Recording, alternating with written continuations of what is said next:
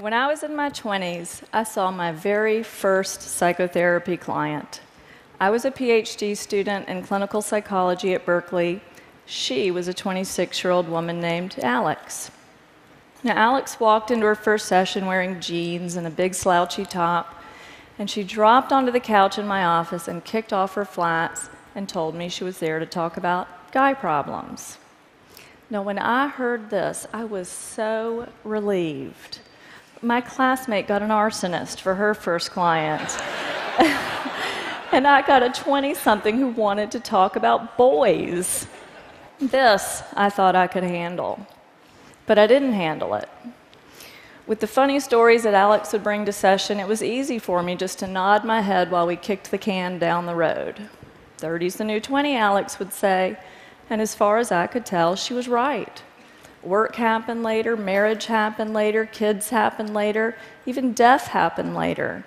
20-somethings like Alex and I had nothing but time. But before long, my supervisor pushed me to push Alex about her love life. I pushed back. I said, sure, she's dating down. She's sleeping with a knucklehead. But it's not like she's going to marry the guy. And then my supervisor said, not yet, but she might marry the next one. Besides, the best time to work on Alex's marriage is before she has one. That's what psychologists call an aha moment. That was the moment I realized 30's not the new 20. Yes, people settle down later than they used to, but that didn't make Alex's 20s a developmental downtime. That made Alex's 20s a developmental sweet spot, and we were sitting there blowing it. That was when I realized that this sort of benign neglect was a real problem, and it had real consequences. Not just for Alex and her love life, but for the careers and the families and the futures of 20-somethings everywhere. There are 50 million 20-somethings in the United States right now. We're talking about 15% of the population, or 100% if you consider that no one's getting through adulthood without going through their 20s first. Raise your hand if you're in your 20s. I really want to see some 20-somethings here. Oh, yay, y'all's awesome. If you work with 20-somethings, you love a 20-something, you're losing sleep over 20-somethings, I want to see, okay, awesome, 20-somethings really matter.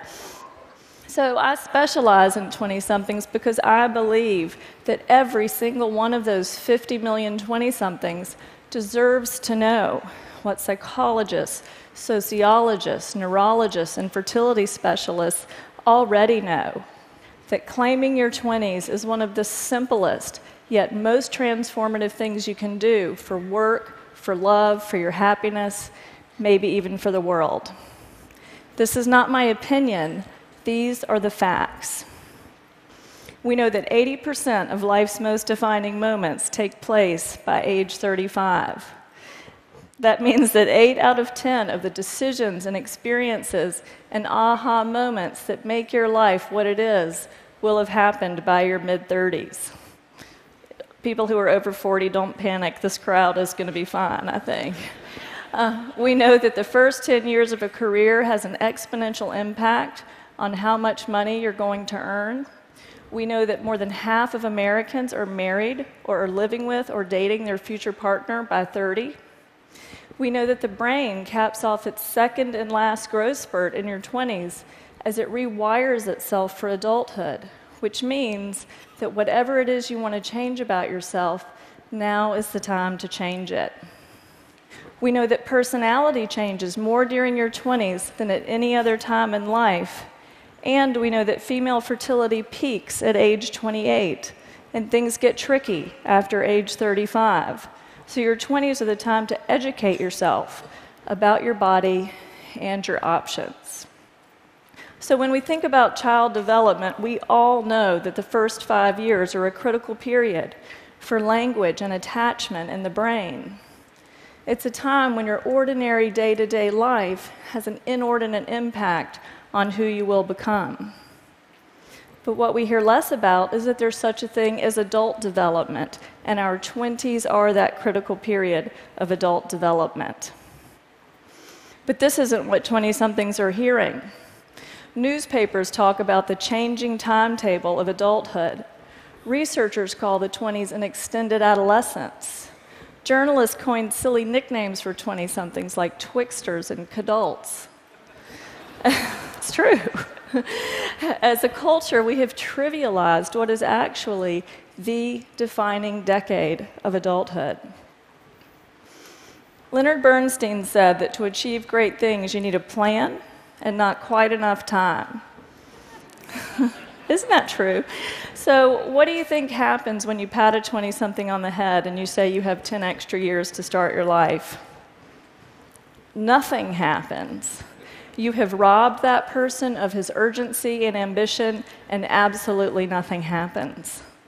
And then every day, smart, interesting 20-somethings like you or like your sons and daughters come into my office and say things like this.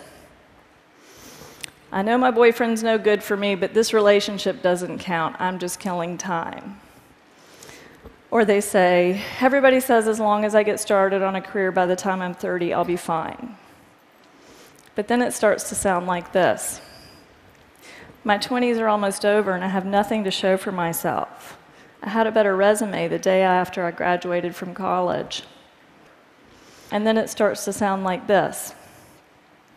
Dating in my 20s was like musical chairs. Everybody was running around and having fun. But then sometime around 30, it was like the music turned off and everybody started sitting down. I didn't want to be the only one left standing up, so sometimes I think I married my husband because he was the closest chair to me at 30. Where are the 20-somethings here? Do not do that. Okay, now that sounds a little flip, but make no mistake, the stakes are very high. When a lot has been pushed to your 30s, there is enormous 30-something pressure to jumpstart a career, pick a city, partner up, and have 2 or 3 kids in a much shorter period of time. Many of these things are incompatible, and as research is just starting to show, simply harder and more stressful to do all at once in our 30s. The post-millennial midlife crisis isn't buying a red sports car. It's realizing you can't have that career you now want. It's realizing you can't have that child you now want, or you can't give your child a sibling.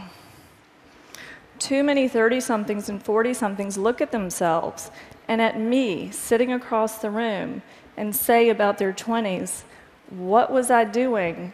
What was I thinking? I want to change what 20-somethings are doing and thinking. Here's a story about how that can go. It's a story about a woman named Emma. At 25, Emma came to my office because she was, in her words, having an identity crisis. She said she thought she might like to work in art or entertainment, but she hadn't decided yet, so she'd spent the last few years waiting tables instead.